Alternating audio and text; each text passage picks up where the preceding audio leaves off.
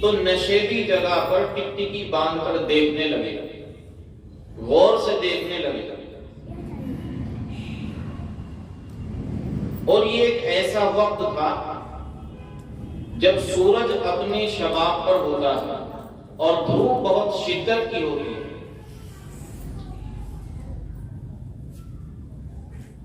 بہت تیز دھوپ تھی.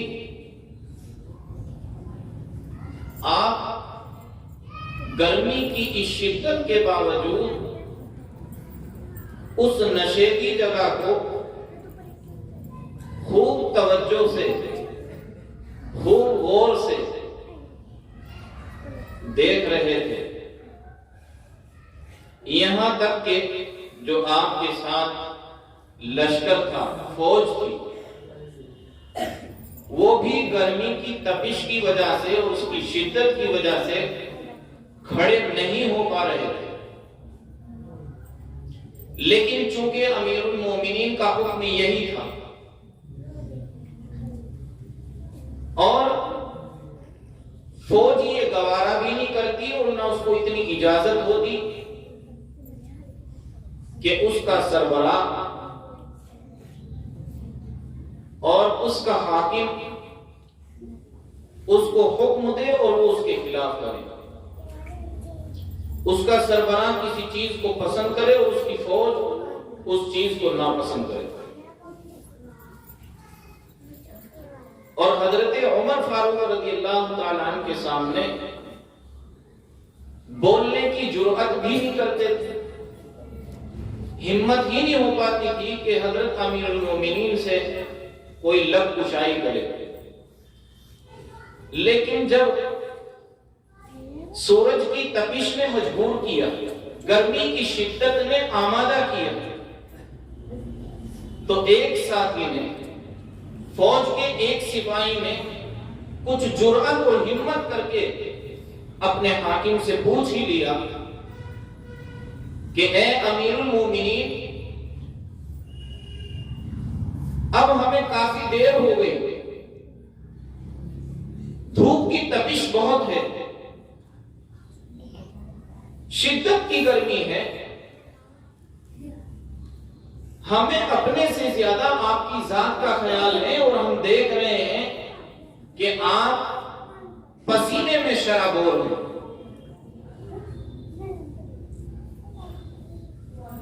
اور ہمارے تمام ساتھی پسینے میں شرابور ہو گئے، دھوپ بہت شدت کی ہے. پوچھنا یہ چاہتا ہوں کہ آپ اس نشیبی جگہ میں کیا دیکھ رہے ہیں؟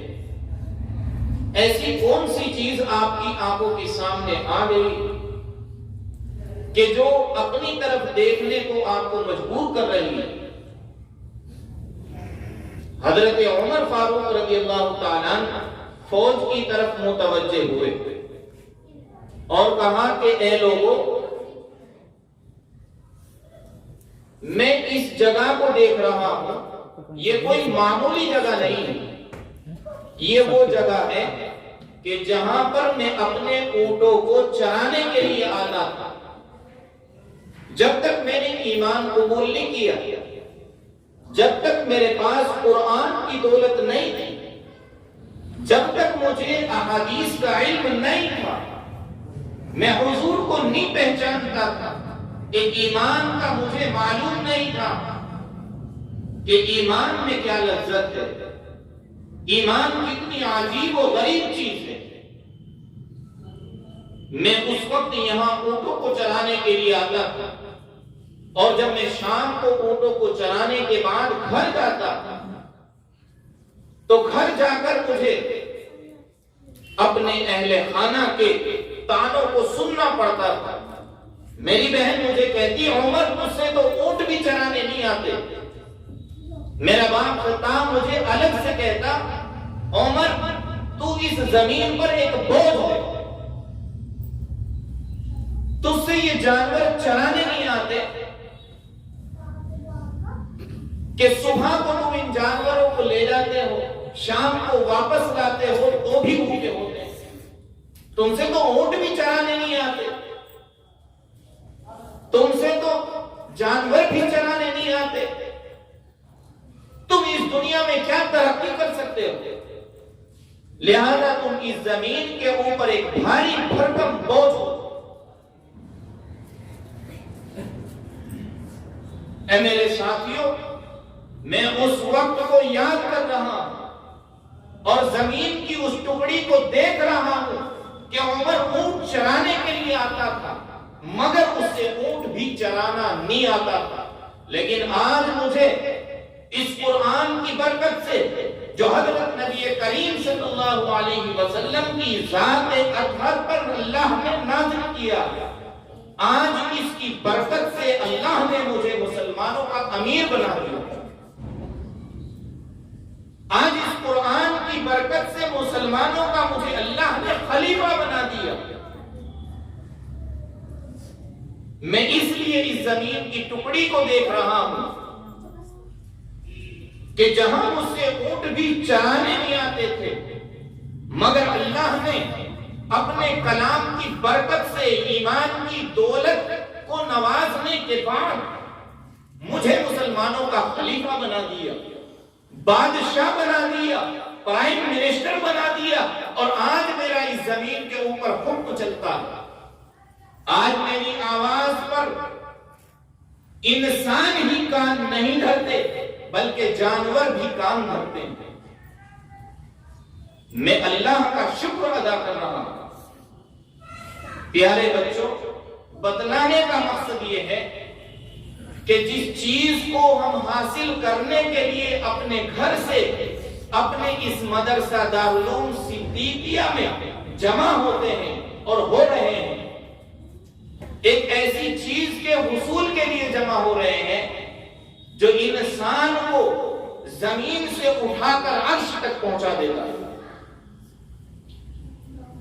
ایک اونٹ کے نہ چرانے والے کو اللہ تعالیٰ نے اتنا بڑا مقام دے دیا کہ ان کو دنیا کا پرائم منسٹر بنا دیا، ان کو بادشاہ بنا دیا، صرف اور صرف قرآن کی بدولت۔ لہذا ہمیں سبق ملتا ہے کہ ہم اس قرآن کریم کو، جس کو سیکھنے کے لیے ہم سب یہاں جمع ہوئے ہیں، اس کو اپنے سینے سے لگائیں، اس کو حاصل کرنے کے لیے محنت کریں، کوشش کریں۔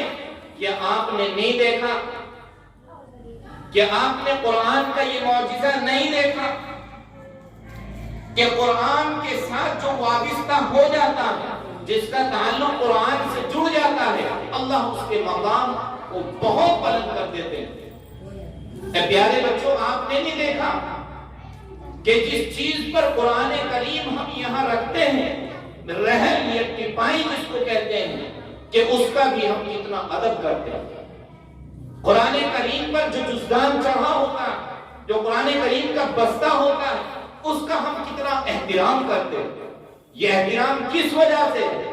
یہ احترام صرف اس وجہ سے ہے کہ اس کا تعلق قرآن سے جڑ گیا۔ اگر ہم نے اپنے تعلق کو قرآن سے جوڑ لیا، ہم نے قرآن کو صحیح سیکھ لیا، قرآن کو صحیح پڑھنا ہم سے آ گیا، تو پھر اللہ تعالی ہمارے مقام اور مرتبے کو بھی بلند کر دیا۔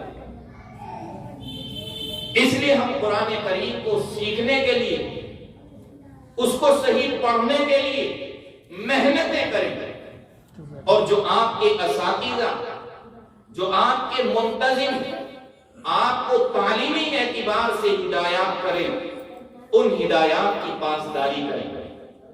آپ کو بتلایا جاتا ہوگا، آپ کے اساتذہ آپ کو کہتے ہوں گے، بھائی جو بڑے بچے ہیں وہ مغرب کے بعد پڑھنے کے لیے آئیں، بچیاں اپنے گھر پر مغرب کا عشاء یاد کریں، صبح کو دعا سے پہلے مدرسے میں حاضر ہو جائیں، صاف ستھرے ہو کر گھر سے آئیں، اپنے بالوں کو چیک کر کے آئیں لڑکے کہ بھائی بال زیادہ بڑے تو نہیں ہو رہے، ناخن ہمارے بڑے تو نہیں ہیں، بھائی ہمارے کپڑے تو گندے نہیں ہو رہے۔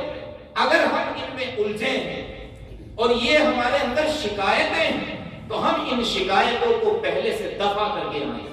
کپڑے گندے ہیں، نئے کپڑے پہن کر کے آئیں، صاف ستھرے کپڑے پہن کر کے آئیں، بال بڑے ہیں تو بال چھوٹے کرا کے آئیں، ناخن بڑے ہیں کاٹ کر کے آئیں، چپل ہمارے پاس نہیں ہے تو چپل پہن کے آئیں، گندی ہے صاف کر کے آئیں، درسگاہ میں جب آ جائیں تو شور نہ کریں، ادب کے ساتھ بیٹھے، اس لیے کہ جہاں قرآن پڑھا اور پڑھایا جاتا ہے اس جگہ کا ادب اور احترام بھی ضروری ہے۔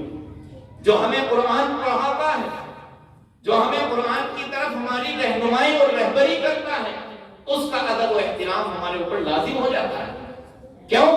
اس لیے کہ جس سے ہمیں قرآن حاصل ہو رہا ہے، جو ذرائع تعلیم ہے، ان کا ادب اور احترام ضروری ہے۔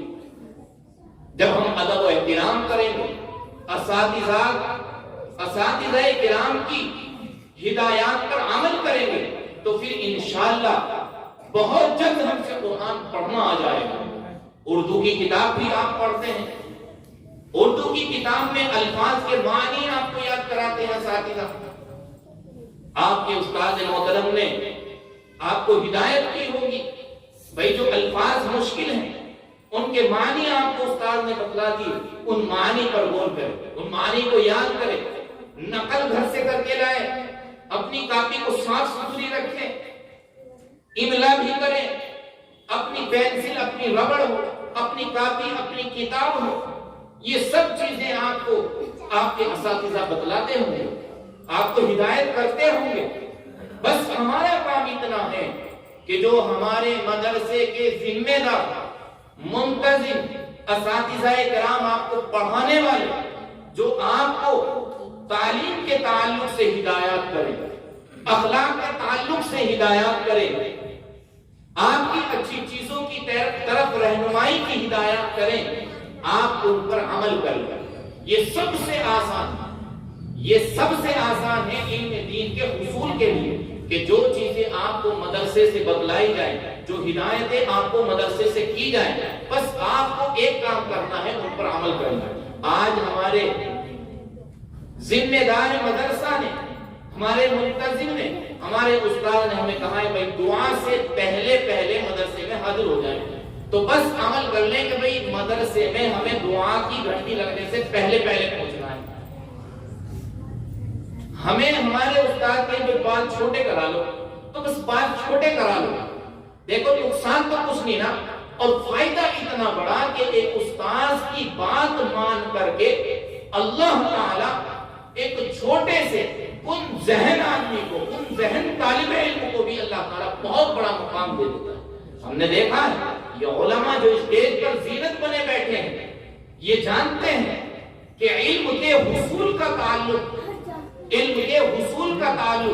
اپنے اساتذہ کی ہدایات پر عمل کرنے کے نتیجے میں ذہن سے میں اپنے طلباء کو کہتا ہوں کہ بھئی علم دین کے حصول کے لیے ذہن کا ہی تعلق ہو نہیں، بلکہ علم دین کے حصول کے لیے اپنے اساتذہ کی، اپنے ذمہ داران مدرسہ کی ہدایات پر عمل کرنا ہے۔